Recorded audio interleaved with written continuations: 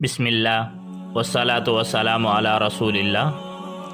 آج کی نشست میں سفر معراج کے اس حصے پر روشنی ڈالیں گے جو سبع سماوات کے بعد رب ذوالجلال کے قرب و ملاقات تک کا ہے۔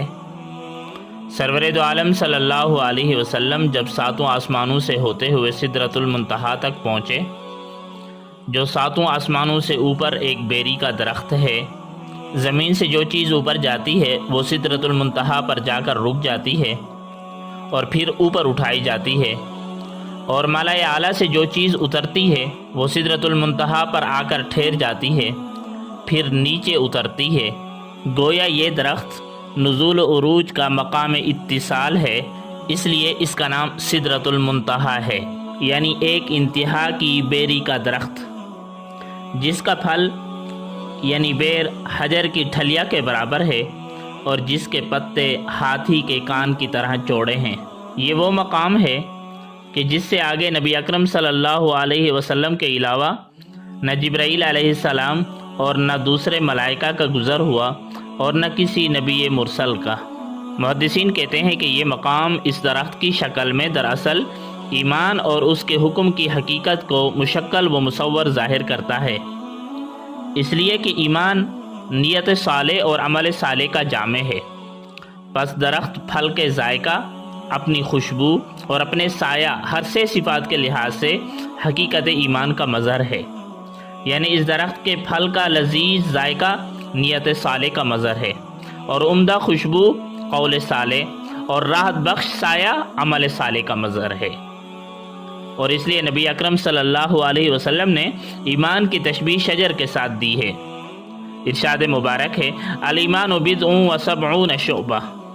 ایک دوسری روایت میں حضرت قتادہ رضی اللہ تعالیٰ عنہ نے حضرت انس رضی اللہ تعالیٰ عنہ سے روایت کیا ہے کہ نبی کریم صلی اللہ علیہ وسلم نے ارشاد فرمایا، جب ساتویں آسمان میں سدرۃ المنتہا تک مجھے بلند کیا گیا، جس کے بیر حجر کے مٹکوں کی طرح ہیں، اس کے پتے ہاتھی کے کانوں کے برابر ہیں، اس کی جڑ سے دو ظاہر دریا نکلتے ہیں اور دو مخفی دریا۔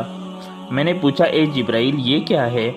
جواب دیا، جہاں تک پوشیدہ کا تعلق ہے وہ تو جنت میں ہوں گے، اور جہاں تک ظاہر دریاؤں کا تعلق ہے تو وہ دریائے نیل اور دریائے فرات ہیں۔ ترمذی میں حضرت اسماء بنت ابی بکر کی روایت ہے، کہتی ہیں کہ میں نے رسول اللہ صلی اللہ علیہ وسلم کو ارشاد فرماتے ہوئے سنا، جبکہ آپ کے سامنے سدرۃ المنتہا کا ذکر کیا گیا کہ ایک سوار اس کی ایک ٹہنی کے سائے میں 100 سال تک چلتا ہے، یا اس کی ایک ٹہنی سے 100 سال سوار سایہ حاصل کرتے ہیں، یعنی اس میں راوی کو شک ہے۔ آگے فرمایا کہ اس میں سونے کے پتنگے ہوں گے، اس کے پھل گویا مٹکے ہیں۔ اللہ تبارک و تعالیٰ فرماتے ہیں اذ یغشی السدرۃ ما یغشی، جبکہ اس بیری پر چھا رہا تھا جو چھا رہا تھا، یعنی بے شمار فرشتے اور سونے کے پتنگے اور پروانے دیکھے جو سدرۃ المنتہا کو گھیرے ہوئے تھے۔ مسلم میں حضرت انس رضی اللہ تعالیٰ عنہ کی روایت کے آخر میں ہے کہ اللہ تعالیٰ کی مخلوق میں سے کوئی بھی چیز یہ طاقت نہیں رکھتی کہ اس کے حسن کی تعریف کرے، یعنی سدرۃ المنتہا کو جو اللہ نے حسن عطا کیا ہے اس حسن کی تعریف کر سکے۔ آگے اللہ تبارک و تعالیٰ فرماتے ہیں ما زاغ البصر وما طغى لقد رأى من آیات ربه الکبریٰ، ان کی آنکھ نہ تو اور طرف مائل ہوئی اور نہ حد سے آگے بڑھی، انہوں نے اپنے پروردگار کی قدرت کی کتنی ہی بڑی بڑی نشانیاں دیکھی، یعنی حق جل شانہ کے عجیب و غریب انوار و تجلیات کا مشاہدہ کیا۔ اسی مقام پر حضور صلی اللہ علیہ وسلم نے جبریل امین کو اصلی صورت میں دیکھا۔ عبد الرحمن ابن زید اور مقاتل ابن حیان کہتے ہیں کہ نبی کریم صلی اللہ علیہ وسلم نے جبرائیل علیہ السلام کو اس صورت میں دیکھا جس صورت میں وہ آسمان میں ہوتے ہیں۔ صحیح مسلم میں حضرت عبداللہ رضی اللہ تعالیٰ عنہ سے روایت ہے کہ لقد رأى من آیات ربہ الکبریٰ سے مراد ہے کہ نبی کریم صلی اللہ علیہ وسلم نے جبرائیل امین کو اس صورت میں دیکھا کہ اس کے 600 پر تھے۔ اس کے بعد سرور دو عالم صلی اللہ علیہ وسلم نے جنت کا مشاہدہ فرمایا، کیونکہ جنت سدرۃ المنتہا کے قریب ہے، جیسا کہ قرآن کریم سے معلوم ہوتا ہے عند سدرۃ المنتہا عندہا جنت المأویٰ۔ اس لیے ابو سعید خدری رضی اللہ تعالیٰ عنہ کی حدیث میں ہے کہ حضور صلی اللہ علیہ وسلم بیت معمور میں نماز پڑھنے کے بعد سدرۃ المنتہا کی طرف بلند کیے گئے، اور سدرۃ المنتہا کے بعد جنت کی طرف بلند کیے گئے، اور جنت کی سیر کے بعد آپ پر جہنم پیش کی گئی، یعنی آپ صلی اللہ علیہ وسلم کو دکھلائی گئی۔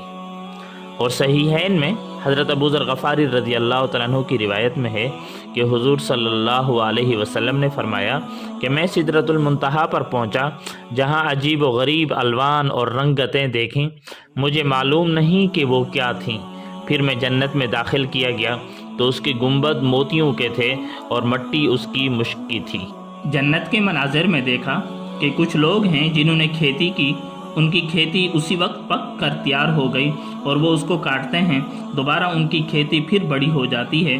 تو آپ صلی اللہ علیہ وسلم نے جبرائیل علیہ السلام سے پوچھا کہ یہ کیا معاملہ ہے؟ عرض کیا کہ اے اللہ کے نبی صلی اللہ علیہ وسلم، یہ نیک لوگوں کی مثال ہے، جنہوں نے نیک عمل کیے وہ اپنے اعمال کا بدلہ پاتے ہیں، زندگی میں اس کی برکتیں ان کو بار بار ملتی چلی جاتی ہیں۔ اسی حال میں آپ صلی اللہ علیہ وسلم نے سنا کہ کسی کے قدموں کی آواز آ رہی ہے، تو اللہ کے محبوب صلی اللہ علیہ وسلم بڑے حیران ہوئے، پوچھا جبرائیل یہ کس کے چلنے کی آواز ہے؟ عرض کیا کہ اے اللہ کے محبوب، یہ آپ کے غلام بلال کے زمین پر چلنے کی آواز ہے، مگر قدموں کی چاپ یہاں سنائی جا رہی ہے۔ آپ صلی اللہ علیہ وسلم نے پوچھا کہ قدموں کی چاپ یہاں کیوں سنائی جا رہی ہے؟ عرض کیا اللہ کے نبی، وہ آپ کا غلام اللہ کے ہاں وہ مقام رکھتا ہے کہ اللہ کے ہاں اتنا پسندیدہ ہے، اللہ تعالیٰ کے ہاں اتنی قبولیت کا درجہ رکھتا ہے کہ فرش پر اس کے قدم پڑتے ہیں، عرش پر اس کے قدموں کی چاپ سنائی دیتی ہے۔ اللہ رب العزت نے آپ کو اپنے غلاموں کے بھی مقامات دکھا دیے۔ پھر آپ صلی اللہ علیہ وسلم کو جہنم کے کچھ مناظر دکھائے گئے۔ نبی اکرم صلی اللہ علیہ وسلم نے دیکھا کہ کچھ لوگ ایسے تھے جن کے ہونٹ کاٹے جا رہے تھے۔ ایک فرشتہ کینچی لے کر کھڑا ہے، لوگوں کے ہونٹ اونٹوں کی مانند ہیں جو لمبے ہیں اور لٹک رہے ہیں، اور ان کے ہونٹوں کو فرشتے کاٹتے چلے جا رہے ہیں۔ پوچھا جبرائیل یہ کیا معاملہ ہے؟ عرض کیا اللہ کے نبی، یہ آپ کی امت کے وہ واعظ، مقرر اور خطیب ہیں جو لوگوں کو تو نصیحت کرتے تھے اور خود اس پر عمل نہیں کرتے تھے، ان کے ہونٹوں کو یہ فرشتے کینچی سے کتر رہے ہیں۔ پھر آپ صلی اللہ علیہ وسلم نے دیکھا کہ فرشتے ایک آدمی کا گلا دبا رہے ہیں۔ جب فرشتہ اس کا گلا دباتا ہے تو اسے سخت تکلیف ہوتی ہے، پھر فرشتہ چھوڑ دیتا ہے، پھر گلا دباتا ہے، پھر چھوڑ دیتا ہے۔ نبی اکرم صلی اللہ علیہ وسلم نے فرمایا جبرائیل یہ کیا معاملہ ہے؟ جواب دیا اے اللہ کے نبی، یہ وہ لوگ ہیں جو فتنہ پرداز تھے اور دنیا میں ایسی ایسی باتیں کیا کرتے تھے جس سے لوگوں میں فتنے پھیلتے تھے، ادھر کی سنی ادھر لگا دی، کوئی بات کانوں میں پڑی، سنی سنائی پر یقین کر کے دوسروں سے بدگمانی شروع کر دی، کچھ اپنی طرف سے زیب داستان کے لیے ملا لیا۔ یہ فتنہ پرداز لوگ تھے۔ آج ان کے گلوں کو دبایا جا رہا ہے کہ تمہیں اللہ نے یہ گویائی اس لیے تو نہیں دی تھی کہ امت کو اکٹھا کرنے کی بجائے امت کو پارا پارا کر دیتے۔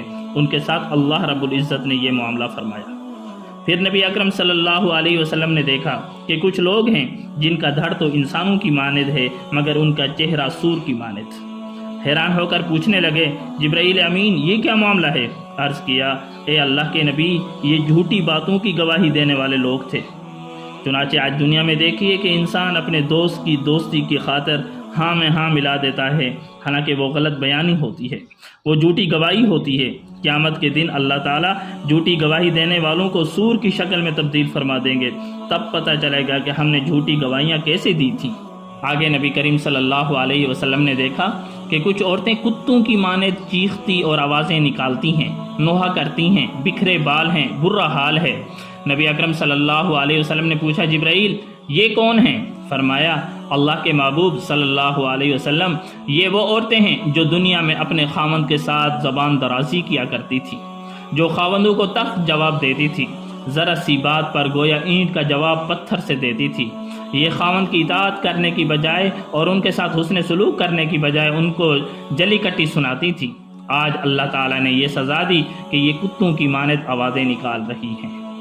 پھر نبی اکرم صلی اللہ علیہ وسلم نے دیکھا کہ کچھ لوگ ہیں جن کے قد چھوٹے ہیں اور ان کے اوپر پہاڑ رکھا جاتا ہے اور وہ پہاڑ کے نیچے کچلے جاتے ہیں، پھر ان کے قد ٹھیک ہو جاتے ہیں، پھر پہاڑ ان کے اوپر گرایا جاتا ہے، पूछा जिब्राइल ये क्या है?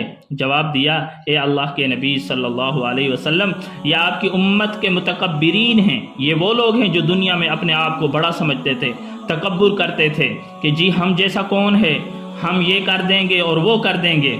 अल्लाह ताला क़यामत के दिन तक इनको इसी तरह जलील और रुस्वा करेंगे। फिर आप सल्लल्लाहु अलैहि वसल्लम ने देखा कि कुछ लोग हैं जिनके सर पर बहुत बड़े गट्ठर, बड़े बड़े बोझ लदे हुए हैं, जबकि वो बोझ उनसे उठाया नहीं जाता। वो बोझ की वजह से गिरते हैं, फरिश्ते फिर बोझ उठाकर उनके सर पर रख देते हैं। पूछा जिब्राइल अमीन ये क्या है? अर्ज़ किया, ए अल्लाह के नबी सल्लल्लाहु अलैहि वसल्लम, ये आपकी उम्मत के वो लोग हैं जो अमानत में ख़यानत करने वाले थे। लोग उनको अमानतें देते थे और वो अमानत का सही इस्तेमाल करने की बजाय उनमें ख़यानत कर लेते थे। आज उनके सरों पर इतने इतने भारी गट्ठड़ रखे हुए हैं। फिर आप सल्लल्लाहु अलैहि वसल्लम ने देखा कि कुछ लोग हैं जिनके माथे पर पत्थर मारे जाते हैं और उनका सर कुचल दिया जाता है। वो तकलीफ़ पाने के बाद ठीक हो जाते हैं तो फरिश्ता फिर दोबारा पत्थर उठाकर उनके माथे पर मारता है, फिर सर कुचल जाता है। पूछा जिब्राइल ये क्या मामला है? अर्ज़ किया, ए अल्लाह के महबूब, ये आपकी उम्मत के बेनमाजी हैं जो अपनी पेशानियों को अल्लाह ताला के सामने नहीं टेका करते थे, ये अपनी पेशानियों को नहीं झुकाया करते थे। आज फरिश्ते इनकी खोपड़ी को चूरा चूरा कर रहे हैं। फिर सरवरे दो आलम सल्लल्लाहु अलैहि वसल्लम ने देखा कि कुछ लोग हैं कि जिनके सर के ऊपर शर्मगाहे हैं, जिनसे पीप निकल रही है और वो उसको पी रहे हैं। पूछा जिब्राइल ये कौन हैं? अर्ज़ किया, अल्लाह के महबूब, ये आपकी उम्मत के ज़ानी हैं, वो मर्द जिन्होंने ज़िना किया, वो औरतें जो ज़िना करने वाली थी। इनके सर पर आज शर्मगाहें हैं जिनमें से पीप निकल रही है और ये पी रहे हैं। फिर आप सल्लल्लाहु अलैहि वसल्लम ने देखा कि कुछ लोग हैं जो अपना गोश्त काट कर खा रहे हैं। पूछा जिब्राइल अमीन ये कौन हैं? अर्ज़ किया, अल्लाह के महबूब, ये आपकी उम्मत के गीबत करने वाले लोग हैं। आज इन्हीं का गोश्त काट कर इन्हीं को खिलाया जा रहा है। ये दुनिया में अपने भाइयों की गीबत किया करते थे। इसके बाद फिर आप सल्लल्लाहु अलैहि वसल्लम को उरूज हुआ और ऐसे बुलंद मकाम पर पहुँचे कि जहाँ शरीफुल अक़लाम को सुनते थे, यानी लिखने के वक़्त कलम की जो आवाज़ पैदा होती है उसको शरीफुल अक़लाम कहते हैं। इस मकाम पर क़ज़ा व क़दर के कलम मशगूल किताबत थे, यानी अल्लाह के फ़रिश्ते उमूर इलाहिया की किताबत और अहकाम खुदावंदी को लोहे महफूज से नकल कर रहे थे। तो आप सल्लल्लाहु अलैहि वसल्लम ने उन कलमों को, उन किताबों को, उन फ़रिश्तों को जो कि लोहे महफूज से नकल कर रहे थे उनको सुना और देखा। फिर सरवरे दो आलम सल्लल्लाहु अलैहि वसल्लम को इससे भी आगे बुलंदी अता फरमाई गई, हत्ता कि अर्श के ऊपर जाने के लिए एक ऐसी जगह आई जहां हज़रत जिब्राइल अलैहिस्सलाम रुक गए। अर्ज़ किया, ए अल्लाह के नबी सल्लल्लाहु अलैहि वसल्लम, यहाँ तक मेरा साथ था, इससे आगे अल्लाह की जलालत शान का ये हाल है कि अगर मैं एक कदम भी आगे बढ़ाऊँ तो मेरे पर जल जाएंगे। गोया महबूब को मुलाकात के लिए जब लाया गया तो लाने वाले ने दरवाजे तक तो पहुँचा दिया और कहा कि आगे आपको अपने महबूब से मिलने के लिए इख्तियार है, आप अकेले जाएं, क्योंकि मुहिब अपने महबूब से मिलने के लिए तखलिया चाहते हैं। मुफस्सिरीन ने लिखा है कि नबी अकरम सल्लल्लाहु अलैहि वसल्लम ने 2 दफ़ा जिब्राइल अलैहिस्सलाम को उनकी असली शक्ल में देखा। एक मरतबा गारे हिरा में आगाज़ नबूवत के वक़्त और दूसरी मरतबा मेराज के मौके पर देखा। इरशाद बारी ताला है, वलक़द रआहु नज़लतन उख़रा, अलबत्ता तहकीक आपने जिब्राइल को दूसरी दफ़ा नीचे उतरते हुए देखा। इंद सिदरतिल मुंतहा, सिदरतुल मुंतहा के पास, इंदहा जन्नतुल मअवा, उसके पास ही जन्नत मावा है। हज़रत अब्दुल्लाह इब्न मसूद रज़ी अल्लाह तआला अन्हु की रिवायत में है कि नबी अकरम सल्लल्लाहु अलैहि वसल्लम ने फरमाया कि मैंने सिदरतुल मुंतहा के मकाम पर जिब्राइल को असली शक्ल में देखा और उसके 600 पर थे। मुझे उसको पहचानने में किसी किस्म का तरद्दुद नहीं हुआ। फिर सिदरतुल मुंतहा के मुताल्लिक फरमाया कि ये जन्नतुल मअवा के पास है। इससे साबित हुआ कि जन्नत 7 आसमानों के ऊपर है, इसके तमाम तबक़ात दर्जा ब दर्जा ऊपर की तरफ जाते हैं और आखिर में जन्नतुल फिरदौस है जिस पर अर्श इलाही का साया पड़ता है। तो यहाँ पर आप सल्लल्लाहु अलैहि वसल्लम की सवारी के लिए एक रफ यानी एक सब्ज़ मखमली मसनद आई, इस पर आप सवार हुए और बारगाह दना फ़तदल्ला फ़कान क़ाब क़ौसैन औ अदना में पहुँचे। काज़ी अयाज़ रहमतुल्लाह अलैह شفا میں لکھتے ہیں، حضرت ابن عباس رضی اللہ تعالیٰ عنہ فرماتے ہیں کہ دنا فتدلّا میں تقدیم و تاخیر ہے، اصل میں اس طرح ہے فتدلّا فدنا، اور معنی یہ ہے کہ محمد صلی اللہ علیہ وسلم کی سواری کے لیے شب معراج میں ایک رفرف اتری، آپ صلی اللہ علیہ وسلم اس پر بیٹھ گئے اور پھر آپ صلی اللہ علیہ وسلم بلند کیے گئے یہاں تک کہ اپنے پروردگار کے قریب پہنچ گئے۔ بقیہ احوال انشاءاللہ اگلی نشست میں ہوں گے۔ تبارك الذي نزل الفرقان على عبده ليكون للعالمين نذيرا